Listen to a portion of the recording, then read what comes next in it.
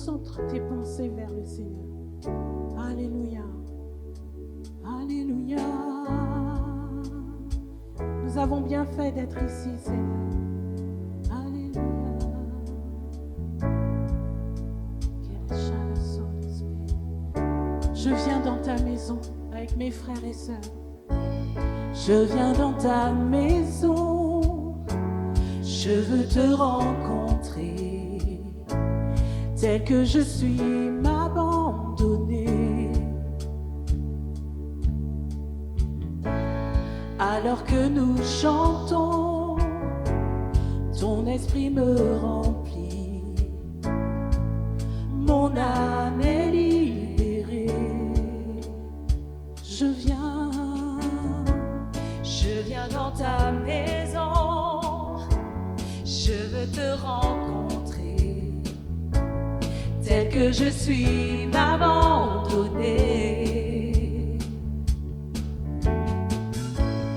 Alors que nous chantons, ton esprit me remplit. Mon âme est libérée. Je te vois, je t'entends près de moi. Tu es là. Souffle sur moi, je ressens ta présence comme un feu, comme un vent. Jésus, je veux plus de toi. Je te vois, je t'entends près de moi. Tu es là, viens. Souffle sur moi. Je ressens ta présence comme un feu, comme un vent. Jésus, je veux plus de toi. Je viens dans ta maison. Je veux te rencontrer. Tel que je suis, m'abandonner.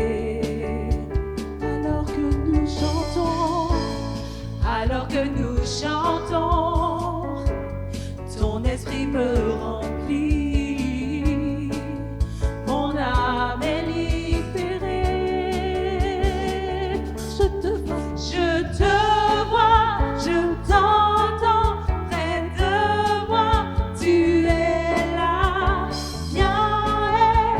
Souffle sur moi. Je sais, je ressens ta présence.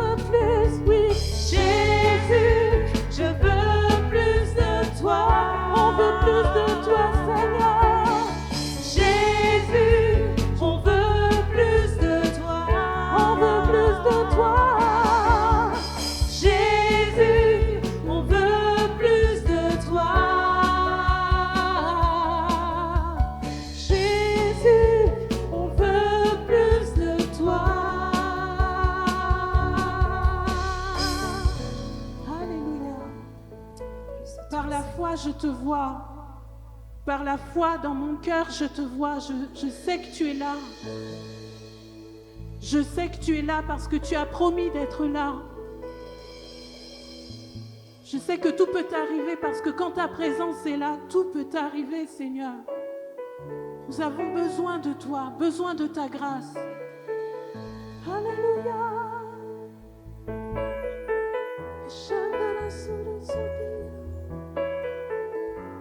Alléluia. Jésus.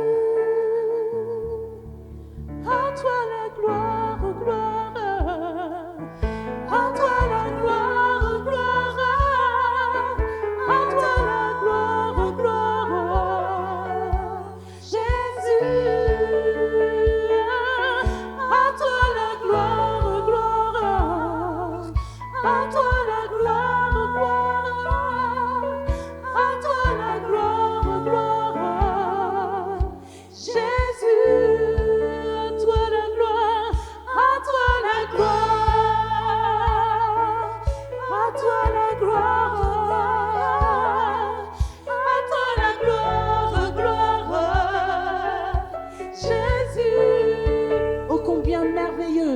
Oh combien merveilleux tu es Seigneur par ta parole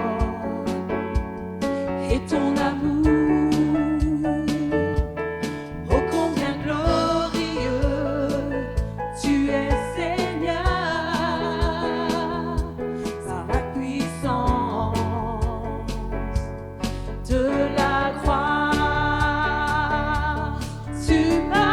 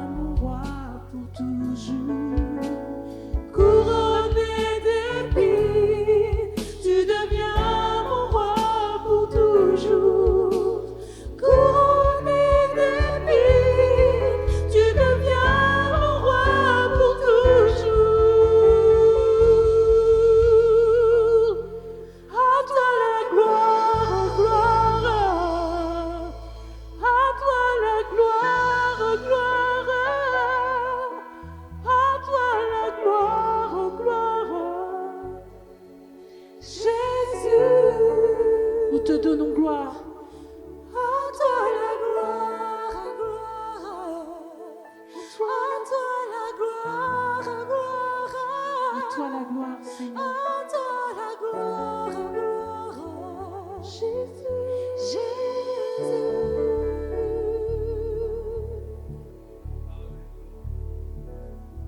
couronné d'épines, tu deviens mon roi pour toujours. Couronné d'épines, tu deviens mon roi pour toujours. Couronné d'épines, tu deviens mon roi pour toujours. Couronné d'épines, tu deviens mon roi pour toujours. Tu mérites la gloire, Seigneur. L'honneur, la puissance, la gloire. Tu es élevé en dignité. Tu es élevé en bonté, élevé en douceur, élevé en grâce. Il n'y a aucun autre nom que le tien. Aucun autre roi des rois. Aucun autre Dieu que toi qui est descendu jusqu'à nous.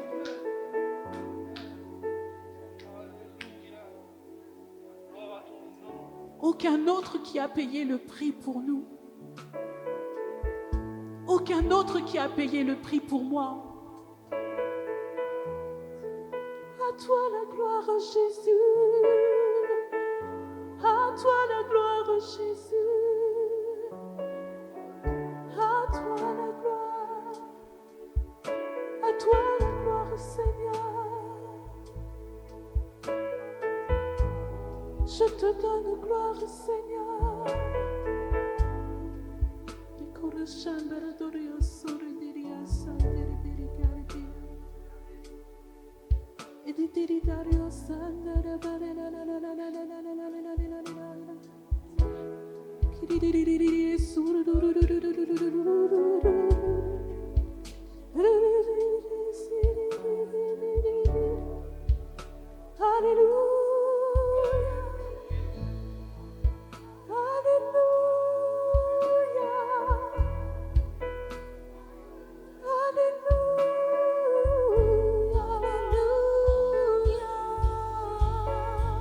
Le bon berger est là.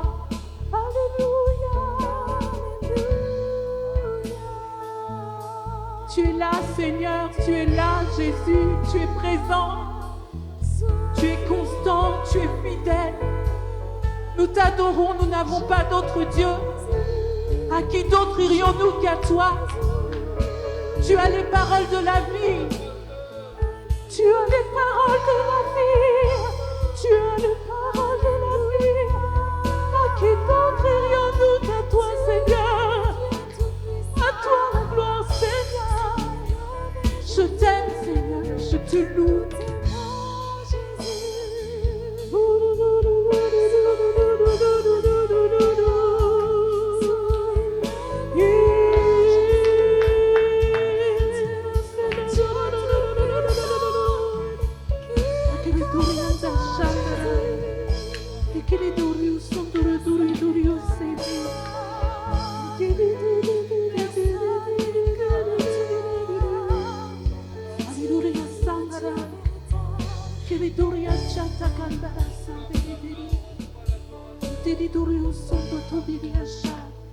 Tu es le bon berger, tu es le bon berger.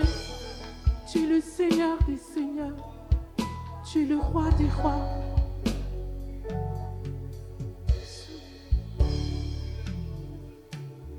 Mon âme te loue. Mon âme t'adore.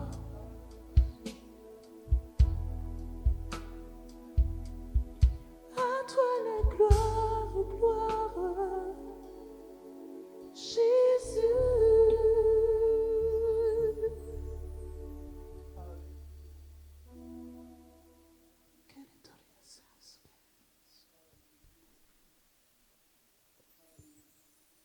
Personne n'est comme toi, Seigneur.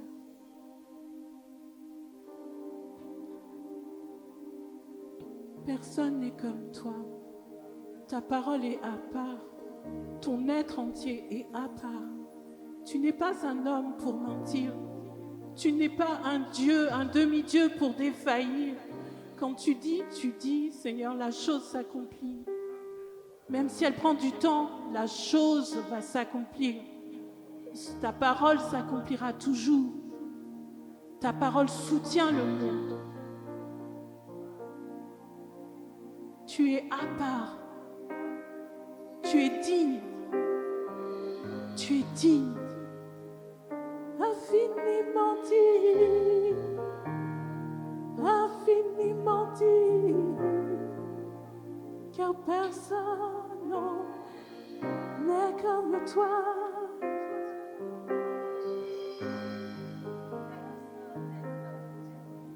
Tu es la brebis du Seigneur, tiens bon. Il est avec toi. Il t'emmène de gloire en gloire. Il utilise l'épreuve pour te former. Il utilise l'épreuve comme un creuset par lequel tu passes.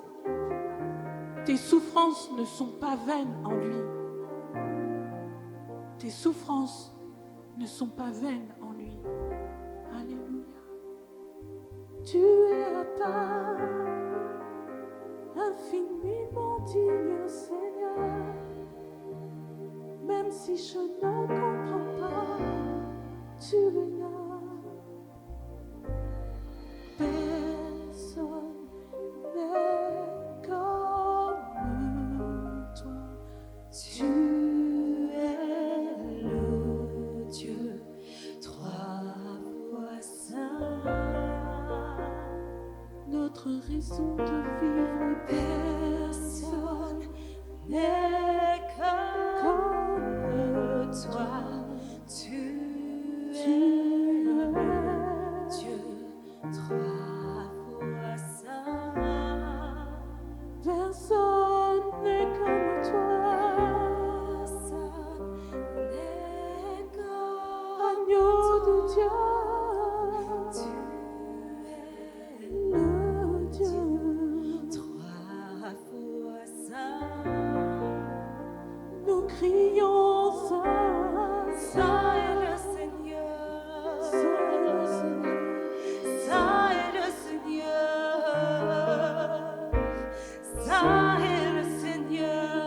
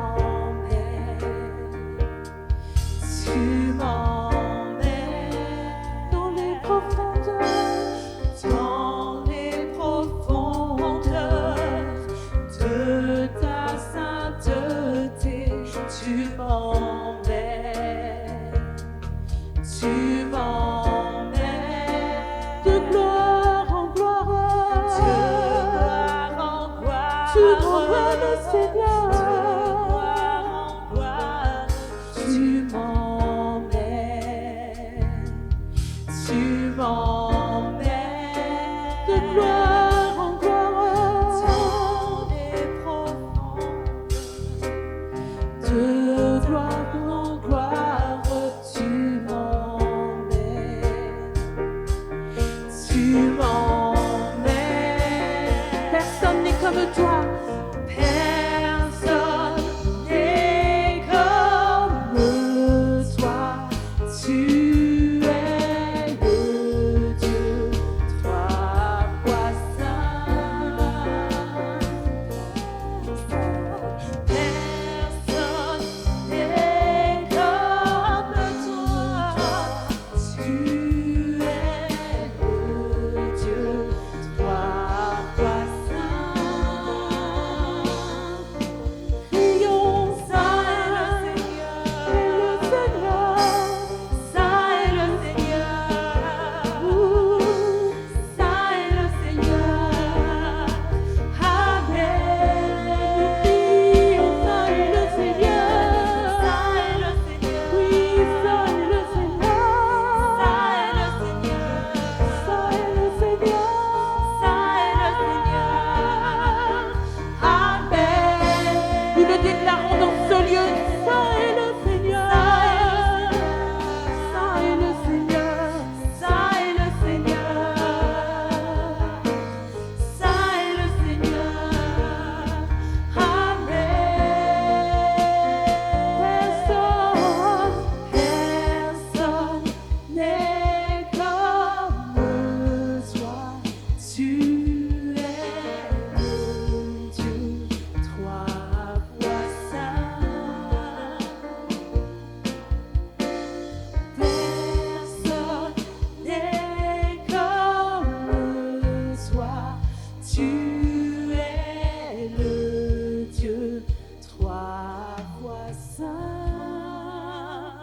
fois saint. Personne n'est comme toi. Tu es le Dieu, trois fois saint. Personne n'est comme toi. Tu es le Dieu, trois fois saint. Alléluia. Élève ta voix, adore ce Dieu qui dit qu'il t'aime, qu'il a un grand amour pour toi. Tu ne peux pas comprendre cet amour, mais vis-le cet amour, en l'adorant, en le célébrant, en le disant combien il est merveilleux. Élève ta voix, tu peux crier de joie, tu peux monter sur une chaise, tu peux faire comme... Mais adore-le, célèbre ce Dieu vivant, ce Dieu véritable. Il nous aime, il nous rappelle encore son amour. Il nous rappelle son amour. Quelle grâce. Merci pour ton amour, Seigneur. Alléluia. Il y a de la joie dans la présence de Dieu. Amen.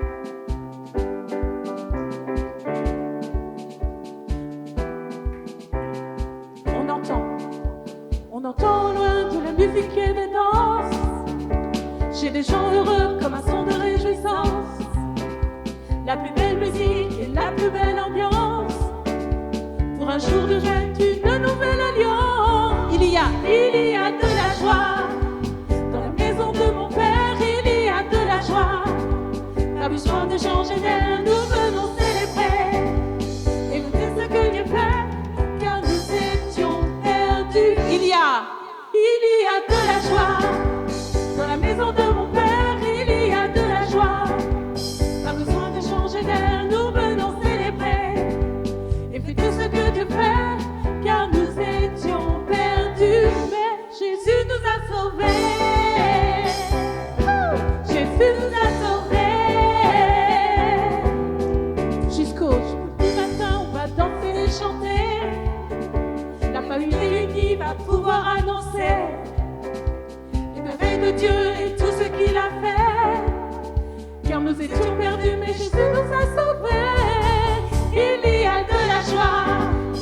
la maison de mon Père, il y a de la joie. Pas besoin de changer d'air, nous venons célébrer et fêter ce que Dieu fait, car nous étions perdus. Il y a de la joie. Dans la maison de mon Père, il y a de la joie. Pas besoin de changer d'air, nous venons célébrer et fêter ce que Dieu fait, car nous étions perdus. Car nous étions perdus, car nous étions perdus, mais Jésus nous a sauvés. Jésus nous a sauvés. La la la la la la la la la la la la la la la la la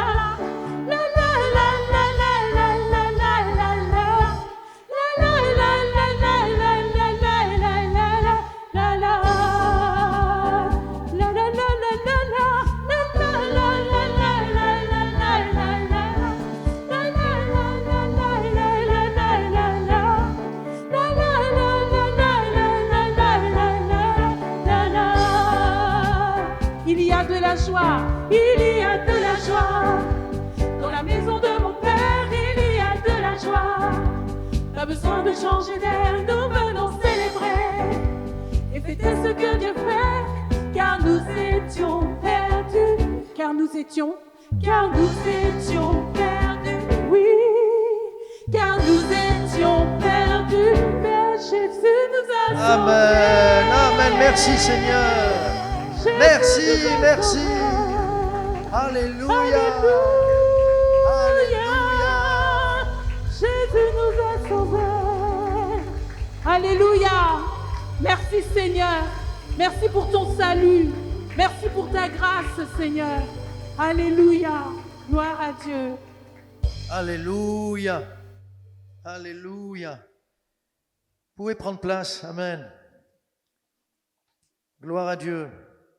Le frère, la sœur qui est à côté de moi, devant moi, derrière moi, c'est quelqu'un pour qui le Seigneur a donné sa vie. Il n'est pas n'importe qui. Il est le fils ou la fille du roi. C'est-à-dire, nous sommes en présence de princes et de princesses. Je sais que de temps en temps, le Gotha mondain se rassemble et il y a la duchesse du Luxembourg, il y a le duc du Liechtenstein, il y a ceux de Monaco, Sérénissime, Altissime, tout ce que vous voulez.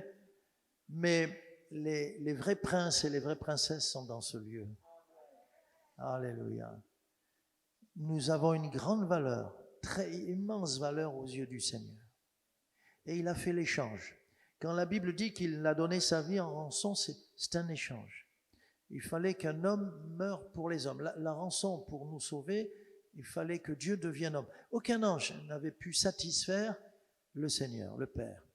Aucun homme n'aurait pu mourir pour nous comme il l'a fait. Il fallait l'agneau de Dieu. On apportait chaque jour, le matin, le soir au temple, un agneau pour un sacrifice perpétuel. Mais là, c'est Dieu, l'agneau de Dieu. Et il a pris son propre fils. Waouh! Et grâce à Jésus, nous sommes devenus co-héritiers avec lui, héritiers avec lui, donc co-héritiers. Nous sommes devenus, comment on va dire, héritiers de la couronne royale. Et nos richesses sont bien plus importantes que ceux qui sont ici-bas, des princes ou des princesses. Ah, merci Seigneur. Alors nous avons une très, très, très grande joie. Amen.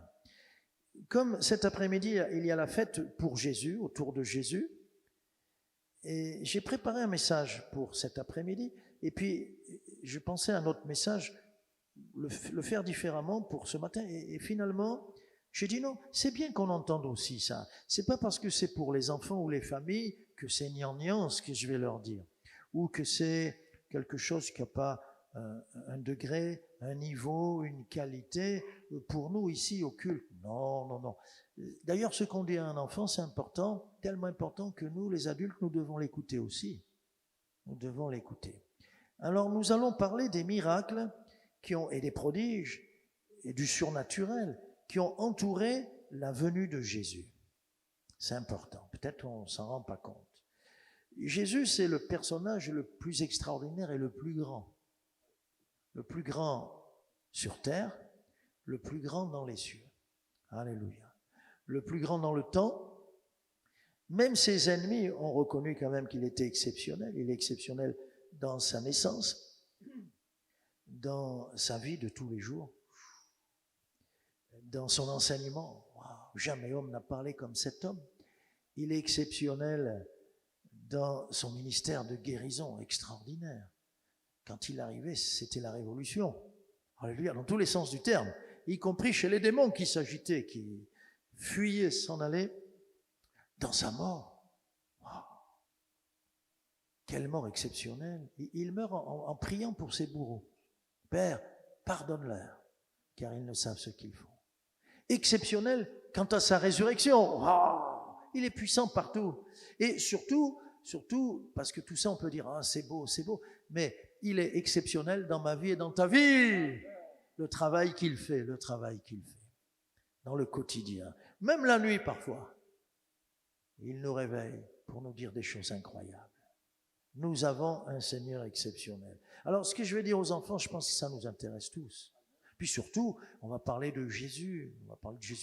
J'ai commencé ma vie chrétienne en m'adressant à Jésus, et encore aujourd'hui, plus de 50 ans après, je continue à m'adresser à Jésus. Il est Dieu, et je lui parle, parce qu'il a charmé mon cœur, et il continue à charmer mon cœur, et il continue à charmer ton cœur. Alléluia. Mon frère qui est marié, eh oui, t'es pas le numéro 1 dans la vie de ta femme. Oh, non, attends, c'est Jésus le numéro 1. Je suis juste le numéro 2. C'est normal. Eh oui. Je disais à un homme, tu vois, plus ta femme, elle aime le Seigneur, et plus elle t'aimera. Donc ne sois pas jaloux. Est-ce qu'on peut être jaloux que Jésus aime quelqu'un? Au contraire, laisse-toi aimer, laissons-nous aimer par le Seigneur. Alors, en introduction, j'aimerais, avant de parler des miracles entourant la venue de Jésus, j'aimerais vous dire que Jésus est déjà dans l'Ancien, il est déjà de toute éternité. Il est juste venu naître avec une forme d'homme, mais de toute éternité, il est déjà là. Et dans l'Ancien Testament, il se présente. Nous sommes tous d'accord. Je ne connais pas un prédicateur, un pasteur ou un théologien évangélique, je parle, qui ne puisse pas dire avec moi que quand nous avons l'ange de l'Éternel, l'envoyé, ça veut dire, l'apôtre, l'envoyé, l'ange de l'Éternel, personne ne pourra dire le contraire, c'est Jésus qui est là. C'est Jésus qui est là. L'ange de l'Éternel apparaît à Agar, parce qu'elle est dans le désert et elle panique. Il apparaît à Abraham pour son fils, Agar, pour Ismaël. Le Seigneur aime Ismaël. Il aime autant les Juifs que les Arabes, autant les Hébreux que les Palestiniens. Merci Seigneur. Alléluia. Il apparaît à Abraham, il apparaît à Moïse dans le buisson. C'est l'ange de l'Éternel qui lui parle dans cette vision qu'il a. Il apparaît à Gédéon, il apparaît à Manoach parce que sa femme est stérile et ils vont avoir un petit qui s'appellera Samson. Ça signifie soleil. Il apparaît à Élie, il apparaît à David. D'ailleurs, le Seigneur nous a dit, l'ange de l'Éternel campe autour de ceux qui le craignent. Oui, nous nous couchons avec l'assurance que le Seigneur Jésus veille sur nous. Quelqu'un me dit, ouais, mais il est tellement occupé. Eh bien, il envoie une légion d'anges à sa place pour nous garder, pour nous protéger. Amen. Amen. Alors, je n'ai pas terminé ce verset 8 du psaume 34. L'ange de l'Éternel campe autour de ceux qui le craignent et il les arrache au danger. Wow. Bien, ça c'est une introduction. Premièrement, de nombreuses prophéties annoncent sa venue. Il n'est pas venu comme ça. Il est venu avec plusieurs cartes de visite. Pendant à peu près 15 ou 16 siècles, les premières prophéties, bon, je sais qu'il y a un silence, les 4 derniers siècles, avant le Nouveau Testament, avant la venue de Jésus, il y a un silence, il n'y a plus de prophètes. C'est le calme qui précède, non pas la tempête, mais la grande bénédiction qui va déferler sur l'humanité. Donc, voici ce qui se passe. Les prophéties annoncent. Vous savez que quand une prophétie annonce quelque chose, combien de chances il y a que ça s'accomplisse? Comme on dit, une chance sur 2. Vous êtes d'accord? Ça, je ne le dirai pas aux enfants, c'est un peu compliqué pour eux. Mais c'est-à-dire, le Seigneur a dit quelque chose, où ça va se faire, ou ça ne va pas se faire. Donc, il y a une chance sur 2. Quand il y a 2 prophéties, alors 1 sur 2, 2 chances. Quand il y a 2 prophéties, 2 fois 2, 4. Il y a une chance sur 4 que ça s'accomplisse, quand 2 prophéties sont données. Quand 4 prophéties sont données, 4 fois 4, 16, il y a une chance sur 16 que tout s'accomplisse, tout. Quand il y en a 16, j'ai vite calculé, c'est 256 chances que ça s'accomplisse. Ça diminue, hein? C'est comme un entonnoir. Toutes les prophéties sont là, mais pour que ça s'accomplisse vraiment. Et quand il y a 256 prophéties, 65 536 chances. C'est très peu, c'est infime. Et comme il y en a plus que ça, c'est comme s'il y avait une chance sur 1 milliard, 2 milliards. Les matheux diraient puissance 10, 1 milliard puissance 10. Très peu de chances que ça s'accomplisse. Parce qu'il faut ça, il faut que cela s'accomplisse. Et l'autre aussi, et oulala. Eh bien, c'est formidable de dire ça, de dire ces choses, parce que cela veut dire que c'est impossible. C'est comme si je prenais les lettres d'un alphabet, il y en a 26 en français, je ne compte même pas la ponctuation, et puis je rajoute un autre alphabet, puis un autre alphabet, puis j'ai des lettres là. Allez, j'ai 1000 alphabets, ou un peu plus même. Je les mélange, je jette tout ça en l'air, et quand ça retombe, clac, clac, clac, clac, clac, clac, clac, clac, clac, j'ai le livre Face aux épreuves de la vie qui est écrit, ou une Bible qui est écrite. Si je fais ça, vous direz, c'est pas possible, pasteur, c'est impossible. Parce que cette prophétie dépend de celle-là, et celle-là dépend de... Eh oui. Et tu dis ça, jette ça, c'est impossible. Déjà, la première lettre que tu jettes, c'est impossible, une chance sur 2 qu'elle retombe du bon côté. Et puis qu'elle se mette avec l'autre et qu'elle s'inscrit dans la continuité de l'autre et elle précède la suivante. C'est impossible. Waouh! On ne se rend pas compte que la venue de Jésus est entourée, bien avant qu'il soit là, de miracles, de choses extraordinaires. Je ne vais même pas parler, maintenant, des parents. On verra dans le détail dans Luc, mais même pas juste sa venue, mais les parents. Joseph, le père adoptif de Jésus, quel homme extraordinaire. Myriam, choisie par le Seigneur, cette jeune vierge juive, quelle femme extraordinaire. Je ne parle pas des expériences qu'ils font en songe, ou des anges qui viennent leur parler, pour les préparer à ce grand miracle. Mais je vais parler, dans le Nouveau Testament, tout à l'heure, dans un deuxième point, des prodiges qui accompagnent, quand il est déjà là, sa présence. Je vais parler de tout ça. Dans l'Ancien Testament, depuis la Genèse jusqu'à l'Apocalypse, les Écritures témoignent de Jésus. Jésus l'a dit, Jean 5, 39, les Écritures témoignent de moi. Vous êtes comme moi, quand on lit dans l'Ancien Testament, on le touche, on l'entend. Il est là, Jésus. La jeune fille deviendra enceinte, la jeune fille, celle qui n'a pas connu d'homme. Quel miracle! Ésaïe 7, 14. Et même son nom a été choisi. En général, il incombe aux parents le choix du prénom de leur enfant. S'il y a un prénom à la mode, quand j'entends un prénom, je dis, je sais quelle période. Ne me dis pas, je sais que cette personne est là entre cet âge et cet âge-là. Comment tu sais? C'était le prénom à la mode à cette époque. N'est-ce pas? Si vous vous appelez Cunégonde, je sais à peu près quand vous êtes né. Il y a eu des vogues et il y a eu des noms. Mais ce sont les parents qui choisissent, c'est une identité. C'est les parents qui choisissent pour leurs gamins. Or là, l'ange dit à Joseph, Matthieu 1, 19 à 21, l'ange dit à Joseph, tu lui donneras le nom de Jésus. Un peu plus loin, l'ange continue et dit, tu l'appelleras Emmanuel, ce qui signifie sauveur, libérateur. C'est un ange qui a choisi le prénom du bébé qui va naître, et ce bébé qui va naître, son nom c'est Jésus. Yeshua, le Dieu sauveur, le Dieu sauveur. Wow. Bien, des prodiges, des miracles entourent sa venue. Alléluia. il n'est pas recensé comme miracle, mais j'appelle ça un miracle. Tout à coup, à Rome, César Auguste décide de faire le recensement de toute la terre. Rome a conquis toute la terre de l'époque, tout ce qu'il y a autour du bassin de la Méditerranée. Et César Auguste veut que les hommes de partout aillent dans leur localité d'origine, là où ils sont nés, pour se faire recenser. Et donc, un homme, Joseph, de Galilée, de Nazareth, au nord du pays, doit descendre, où ça?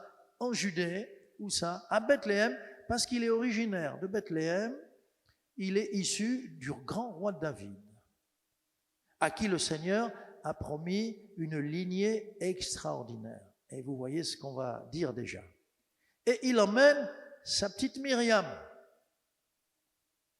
Et grâce à l'édit royal, oui, parce que c'est oui, l'empereur s'est nommé roi. Et grâce à ce César Auguste, Jésus, qui vient dans le ventre de sa maman, elle est enceinte de 6 mois, Jésus va donc naître à Bethléem selon les Écritures.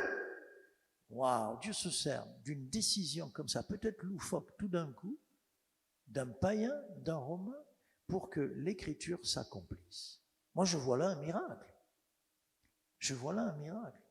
Dans cette décision, il n'est pas né en Galilée, il n'est pas né à Nazareth, il naîtra à Bethléem, la maison du grand roi. Ça, c'est Luc 2, verset 1.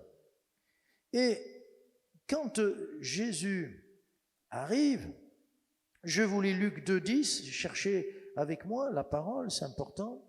Luc chapitre 2, versets 10 et 11.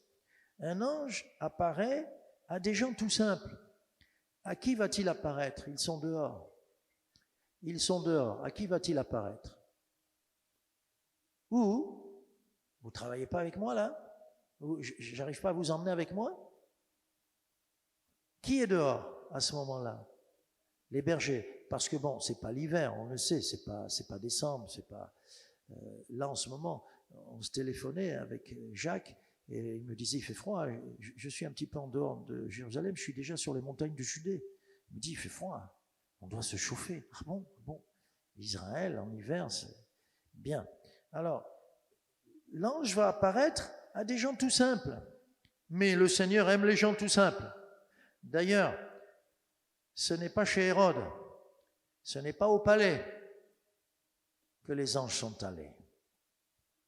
Mais ils sont allés à la rencontre, et là, l'ange vient leur dire, Luc 2, 10, ne craignez pas, parce que quand tu vois l'apparition d'un ange, tu es obligé de ramasser ton dentier. Ne craignez pas, car je vous annonce une bonne nouvelle, qui sera pour tout le peuple le sujet d'une grande joie. C'est qu'aujourd'hui, dans la ville de David, il vous est né un sauveur, qui est le Christ, le Seigneur. Amen. Quand tu es né, ta mamie, elle a pris le téléphone et tout le monde l'a su. En 5 minutes, elle a alerté toute la famille. À la mamie. Il me ressemble. Elle a dit ça. Hein. Ah, il est comme moi. Je vais te sortir les photos quand j'étais petite. Et elle est fière. Mais le papa et la maman ne s'en cachent pas non plus. Ils sont heureux. Mais là, c'est un ange qui vient faire l'annonce au berger. Ici même, dans la ville du grand David, vous est né un sauveur.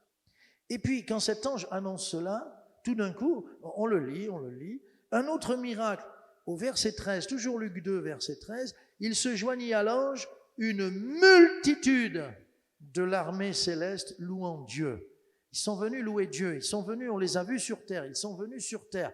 Là, c'est pas, pasteur, j'ai vu un ange, pasteur, j'ai vu l'armée des cieux, là, j'avais envie de toucher, mais j'avais en même temps peur, et j'avais envie de toucher, mais j'avais peur. Alors, ma première question, ils avaient leur guitare, leur harpe, comment? Parce qu'ils ont chanté. Il y a eu de la musique, il y a eu des chants. Je ne sais pas si c'était électrique ou pas, mais même sans les brancher, ils peuvent jouer électriquement. Ils ont fait du bruit. C'est extraordinaire. C'est extraordinaire. Et puis quand nous nous retrouvons au temple au bout du 8 jours. On présente l'enfant. Jésus est né comme hébreu sous la loi. Il représente la grâce, mais il est né sous la loi. On est venu avec lui au temple. Et au temple, attendez Anne, la prophétesse dont je ne vais pas parler, et Siméon. Donc Luc 2, verset 34, Siméon, cet homme, était resté dans le temple parce qu'il savait, le Seigneur lui avait dit qu'il verrait le Messie. Il savait qu'il n'allait pas mourir avant d'avoir vu le Messie. Alléluia. Dieu lui avait fait une promesse. Et il était là au temple. Et quand papa et maman, Joseph et Myriam, sont venus au temple pour apporter le petit enfant le 8e jour de sa naissance, bien aimé, quand un enfant naît, il ne faut pas attendre plus de 8 jours ou plus d'un mois. Il faut l'amener pour qu'on le présente. Il ne faut pas attendre. Et ils sont arrivés à la date fixée et Siméon les attend. Luc chapitre 2, verset 34. Il y a donc une prophétie le concernant. Encore une, mais elle est maintenant dans le Nouveau Testament. Siméon les bénit et dit à Marie sa mère, « Voici, cet enfant est destiné à amener la chute et le relèvement de beaucoup en Israël et à devenir un signe qui provoquera la contradiction. » Ah, quelqu'un dira, pasteur, je ne comprends pas. Comment ça? C'est une prophétie, c'est du surnaturel, Dieu parle, mais je ne comprends pas. Pourquoi est-il dit qu'il va amener la chute et le relèvement? Ce sont deux mots qui s'opposent. Eh bien oui, bien oui.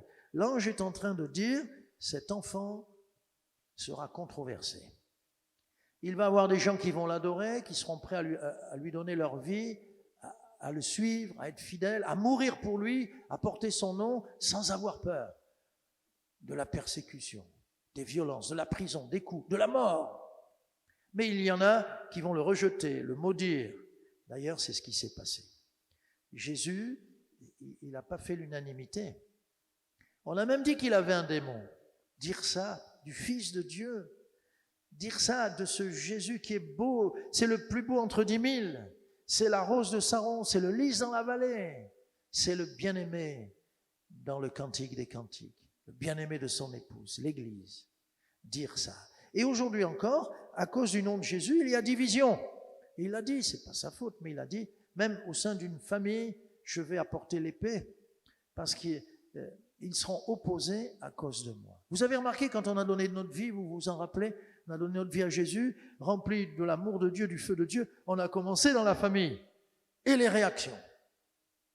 Ma tante, discrètement, quand j'étais chez elle, ma tante, je fermais les yeux parce que c'était la guerre, mais je priais dans mon cœur, je la dérangeais pas, même pas à voix basse, dans ma tête. Mais je priais avant de manger. Et elle prenait mon assiette, ou elle prenait les couteaux, elle faisait du bruit. Arrête, arrête, arrête tes bêtises. Bien-aimé, un jour elle a été baptisée au nom de Jésus. Oh, mais elle faisait la guerre. Et il peut y avoir la guerre, et il y aura sûrement la guerre. Et la prophétie, elle est celle-ci, donc il va apporter une contradiction incroyable. Il va amener la chute de quelques-uns et le relèvement d'autres. C'est-à-dire que celui qui ne croit pas, Dieu ne le condamne pas, il se condamne lui-même. Jésus dit, je ne suis pas venu pour condamner, je suis venu pour sauver. Mais quand on te propose le merveilleux plan de salut que le Seigneur accorde, si tu le refuses, tu te perds toi-même. Jésus n'est pas venu pour nous condamner, mais il est venu pour nous libérer, pour nous affranchir, pour nous sauver. Et cette prophétie-là est très, très, très importante. Les enfants, je vais leur parler de la naissance de Jésus et je vais leur poser une question piège à laquelle on ne doit pas répondre, mais vous allez y répondre pour tomber dans le piège. Les mages sont venus. Combien il y avait de mages? On ne sait pas. C'est la tradition qui le dit. C'est parce qu'ils ont apporté 3 choses qu'on croit qu'ils étaient 3. Mais en réalité, à l'époque, vous l'imaginez, surtout s'ils transportent de l'or, de l'encens et de la myrrhe. C'est très cher, la myrrhe. C'est un parfum. Je cherche une jeune fille, là, mais bon, jeune fille, quand tu vas à Sephora, tu as des petits parfums comme ça, 3 000 €, c'est plus cher que ça encore. Plus cher que ça. Attention de ne pas faire tomber le flacon dans ta salle de bain. Bon, tu vas embaumer la maison pendant quelques jours à 3 000 €, bon, d'accord. Mais ils sont venus apporter des trésors, leurs trésors, et ils voyageaient en caravane. Et puis les mages, c'était pas, ça a donné le mot magicien, hélas. Ce sont des savants. Aujourd'hui on dirait des astrophysiciens, etc. Et on va lire Matthieu au chapitre 2 pour que l'on sache la venue de Jésus et tous les miracles qui l'entourent. C'est simple. Matthieu et Luc. Marc et Jean n'ont pas le même but. Jésus est déjà adulte dans Marc et Jean. Mais là, on a donc dans Matthieu chapitre 2 la venue des mages. Jésus étant né à Bethléem en Judée, au temps du roi Hérode, voici des mages d'Orient.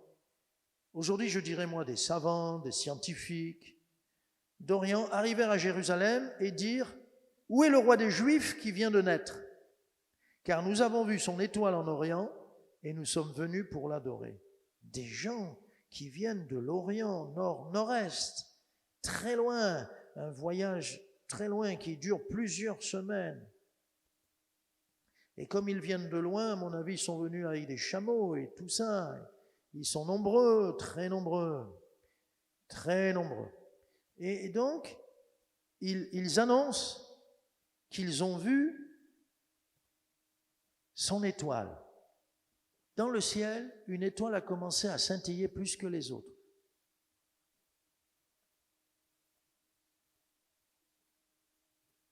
Si un jour une étoile vous fait un clin d'œil comme ça, vous faites ça, hein, comme moi. Qu'est-ce qui se passe? Oh, qu'est-ce qui se passe? Vous appelez un autre et un autre. Ils étaient plusieurs. Qu'est-ce qui se passe? Puis elle a commencé à bouger, comme pour dire... Et ils l'ont suivi. Waouh! Ils arrivent à Jérusalem, qui est au nord de Bethléem. Ils arrivent à Jérusalem. Et ils pensent qu'ils peuvent faire confiance aux religieux qui sont là. Ils ont les prophéties concernant Jésus et tout. Peut-être même l'attendent-ils, mais à leur manière. Ils commencent à parler. Hérode, ah bon, dites-nous, hein, si vous le trouvez, dites-nous, hein. Vous savez qu'après Hérode a ordonné le massacre de tous les enfants, et pour ne pas se tromper, parce que Jésus était déjà né, ils ont dit, il vient de naître. Donc ils ne sont pas allés à la crèche, ils sont allés à la maison. Mais là, qu'est-ce qui fait Hérode? Il les flatte pour leur dire, oui, d'accord, moi aussi je veux l'adorer, vous me direz. Hein. Et quand ils repartent, le Seigneur, le Saint-Esprit, encore un miracle, leur dit, vous ne repassez pas par le même chemin. N'allez surtout pas voir ce roi et ses religieux. Furieux, Hérode va ordonner le massacre et on va entendre des cris de maman. Ah, parce qu'il est petit, parce qu'il a l'âge de Jésus, on a massacré des enfants à Bethléem et dans toute la contrée, à Rama et partout. Oh. Ils disent qu'ils ont vu l'étoile, et l'étoile, ils expliquent qu'il va naître à Bethléem, et que quand ils arrivent à la maison,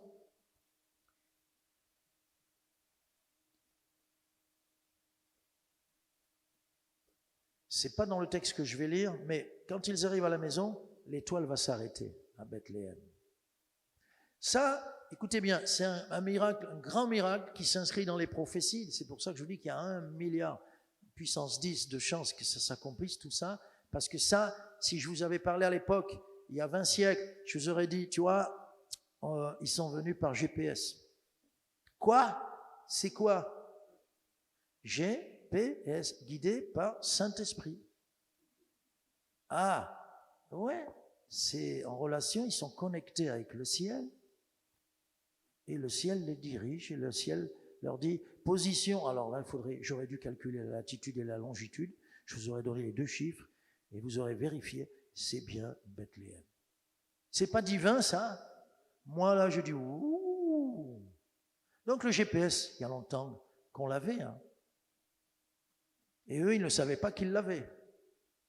Et puis si un jour, s'ils avaient pu vivre jusqu'à notre époque, on aurait dit, regarde le GPS. Mais nous, déjà, ça a fonctionné il y a 20 siècles.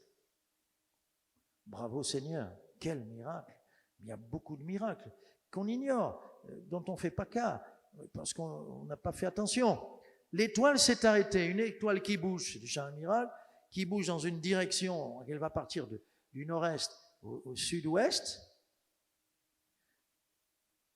L'Orient, Mésopotamie, la Chaldée, aujourd'hui c'est l'Iran, l'Irak, royaume des Mèdes, des Perses, ça part comme ça, et elle les mène à l'endroit pile et là. Moi j'ai un GPS où je peux enregistrer ma voix. Je l'ai fait. Et c'est bien parce que à l'arrivée, je dis pas vous êtes arrivés, je dis vous êtes arrivés, le café est prêt. Et quand j'arrive, si j'arrive chez vous pour une visite, j'entends ça, et vous ne savez pas que j'ai entendu ça. Et donc, vous n'avez pas préparé le café. Mais voyez, là, le GPS leur indique la précision, avec précision, que c'est dans cette maison. Ils n'ont pas besoin de demander. Tu ne demandes pas ta route. Il est tellement précis, le GPS divin, l'étoile qui s'arrête à Bethléem. Et voici au verset 11, Matthieu 2, 11, ils entrèrent dans la maison, virent le petit enfant avec Marie, sa mère, se prosternèrent, c'était leur but, et l'adorèrent. Ils ouvrirent ensuite leur trésor et lui offrirent en présent de l'or, de l'encens et de la myrrhe. Ils sont venus adorer et se prosterner, bien sûr, devant le roi qui s'appelle Jésus. Il y a une grande joie, et quand tu es joyeux et que tu accordes de l'importance à la personne que tu sers, que tu aimes, tu lui fais un cadeau.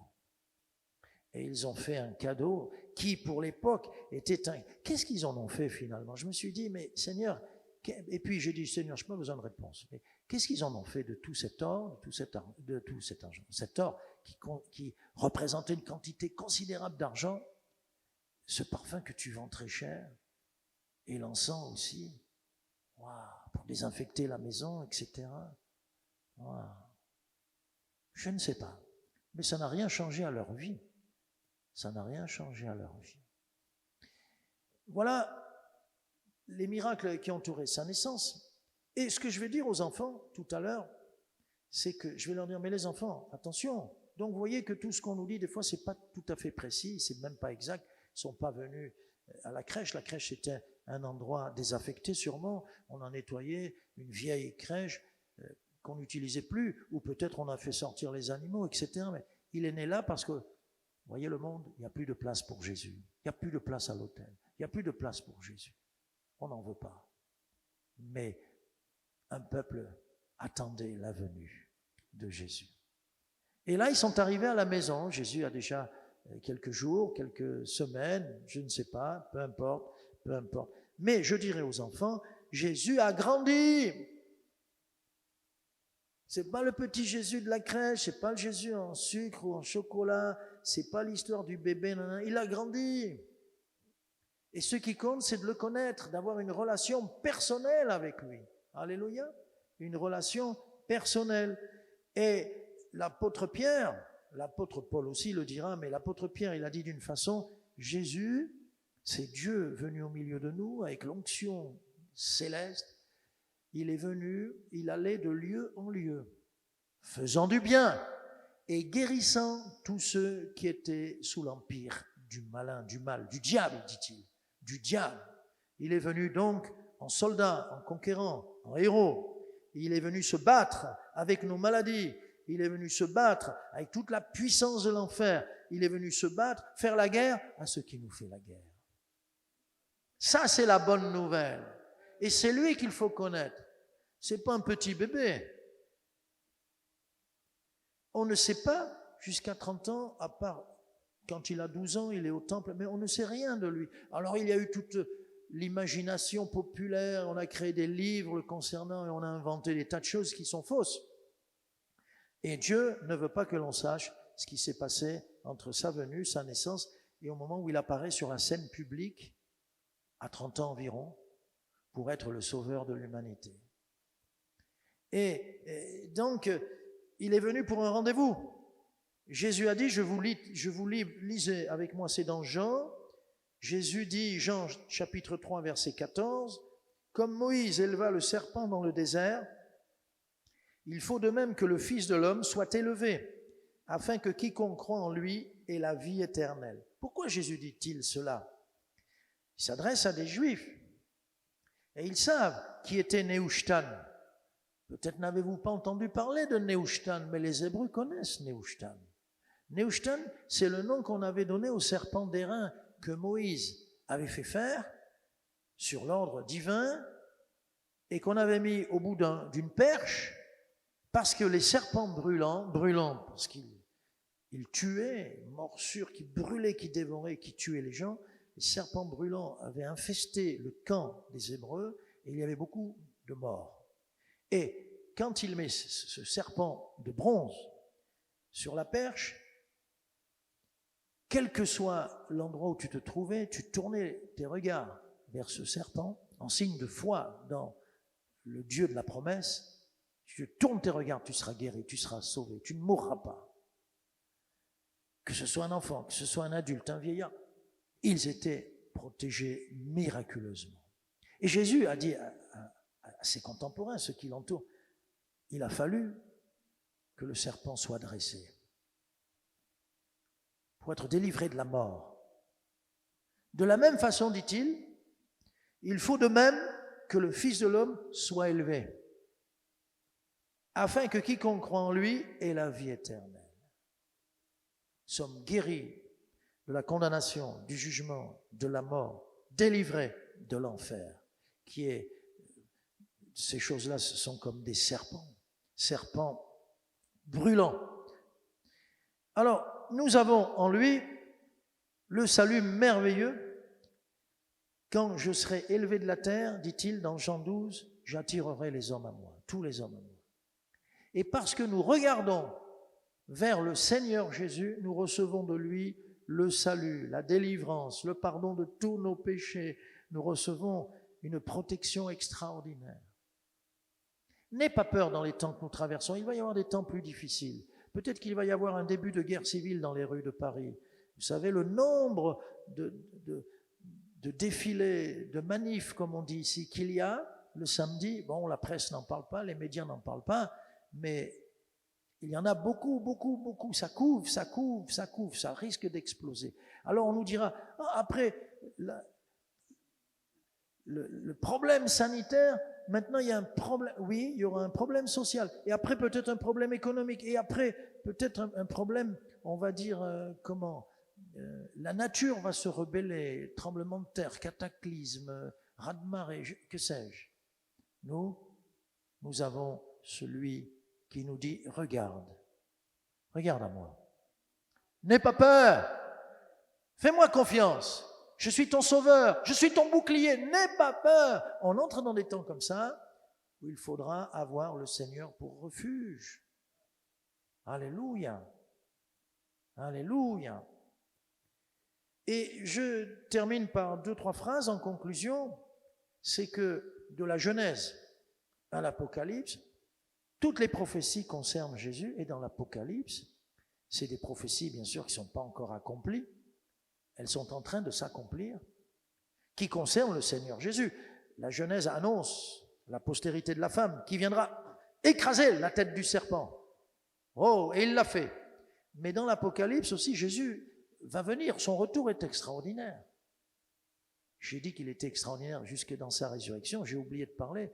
Il va être extraordinaire dans son retour glorieux, où il va combattre ses ennemis une fois pour toutes. Waouh! Merci Seigneur. Et donc l'Apocalypse parle du Seigneur qui revient comme un guerrier, des méchants, la condamnation des méchants, le diable, ses anges, et tous les méchants, et aussi que Jésus va s'installer dans sa gloire. Et nous allons vivre. Dieu a une maison dont il est lui-même l'architecte. Je sais, il y a des couples... Chérie, bon, on va acheter une maison, on va faire nous-mêmes le plan. Ah, l'épouse, ça l'intéresse. Dans la cuisine, déjà, elle veut les placards comme ça et comme ça et comme ça. Bon, et puis, la chambre des parents, et si ça, je veux dans la chambre des parents, c'est une suite parentale, hein. Je veux qu'on ait la douche, rien que pour nous. Hein. Bon. Et Et puis après, il dit, chérie, est-ce qu'on a le budget? Ça, c'est une autre affaire. Hein. Et puis ça fait que, chérie, donc on va monter parce qu'il faut du terrain, on va monter. Ah non, non, je veux pas, parce qu'après, dès que je suis vieille, quand j'aurai 40 ans, je ne pourrai plus monter les marches. Ah, vous vous réveillez. Non, elle n'a pas dit ça, mais bon. Mais là, c'est une maison dont Dieu est l'architecte, un palais dont Dieu est l'architecte. Quand on lit les grandes lignes, dans la vision de Jean qui est dans l'île de Patmos, on l'a mis en prison, on l'a mis au bagne, il est déporté, il va mourir dans cette île. Ok, mais le Saint-Esprit vient lui parler et lui montrer et lui donner la révélation qui s'appelle l'Apocalypse. Le Saint-Esprit n'est pas limité comme nous. Et il va faire de belles expériences. Et là, il voit les rues pavées d'or, il y a des pierres précieuses, il n'y a plus besoin de soleil. Mais non, notre roi va être notre lumière. Il n'y a plus ni larmes, ni pleurs, ni nuit, ni jour. Donc, ni... Oh là là là là là là. Et là, on va vivre dans le miracle permanent. Je ne sais pas si moi, je serais là en train de me pincer. Attends, est-ce que c'est vrai ou je rêve là? C'est un rêve que j'ai. Ah non, non, c'est une réalité. Attends, c'est dans mon sommeil que Dieu me montre tout ça. Non. Non. Et ce qu'il y a de merveilleux, bien aimé, c'est qu'au ciel, miracle, tu y seras et moi aussi. C'est un miracle, hein? C'est un miracle. Quelqu'un dira, mais j'ai pas fait grand-chose. Non, c'est lui qui a tout fait. Au fait, pour aller au ciel, il ne s'agit pas de faire quelque chose. Il s'agit de ne pas empêcher le Seigneur de nous y faire entrer. C'est tout. Celui qui refuse, il empêche Dieu de nous bénir. L'enfant provoquera la contradiction. Celui qui ne veut pas de Jésus, il se prive lui-même. Donc laissons-nous faire par le Seigneur. Laissons-nous conduire par le Seigneur. Aimons Jésus de plus en plus. Il n'est pas resté bébé, il n'est pas dans la crèche. Quelqu'un m'a dit un jour, vous ne faites pas les santons? J'étais dans le Midi. Je sais ce que c'est que les santons. Hein. C'est la crèche avec des personnages assez grands, tous les bergers et les pâtres du Midi, dans le Midi. Bien, dans Languedoc, le Roussillon, partout. Ok. Non, non, non, parce que pour nous, Jésus est vivant et il habite en nous. Alléluia. Amen. Seigneur, merci pour ce survol que nous avons fait, où beaucoup de miracles ont eu lieu, précédant ta venue, les nombreuses prophéties extraordinaires qui se sont accomplies. Pour les apparitions d'anges, leurs déclarations, les révélations, les annonces, et aussi comment tu as conduit les uns et les autres à venir t'adorer. Et nous sommes ce peuple qui sommes venus t'adorer, parce que tu as fait un grand miracle dans notre vie. Tu t'es révélé et tu nous as sauvés, tu nous as arrachés à la condamnation. Nous sommes à toi. Et le miracle, c'est que dans le quotidien, nous pouvons te parler, nous avons cette relation personnelle et intime avec toi, et nous voulons continuer à marcher avec toi, Jésus. Je te prie de te faire connaître et de te révéler à ceux qui ne te connaissent pas. Merci Seigneur. Amen.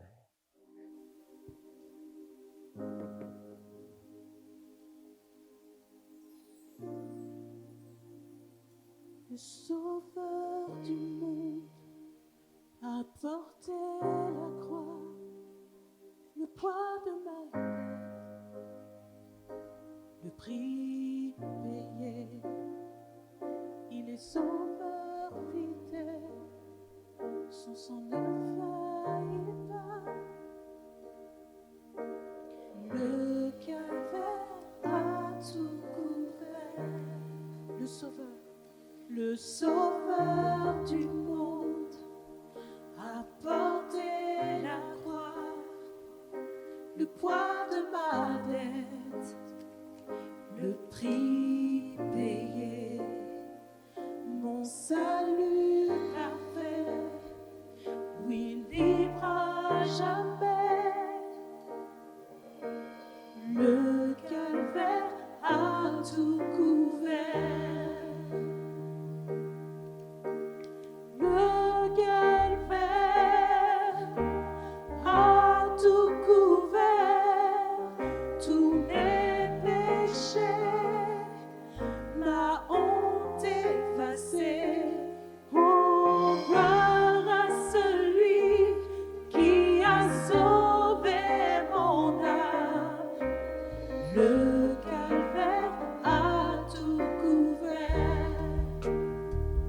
non rien sur la terre, ni même le tombeau ne peuvent de ta grâce nous séparer. Il est sauveur fidèle, son sang ne faillit pas. Le calvaire a tout couvert. Le calvaire a tout couvert. Tous mes péchés, ma honte effacée. Oh, gloire à celui qui a sauvé mon âme. Le calvaire a tout couvert. Oui, le calvaire a tout couvert.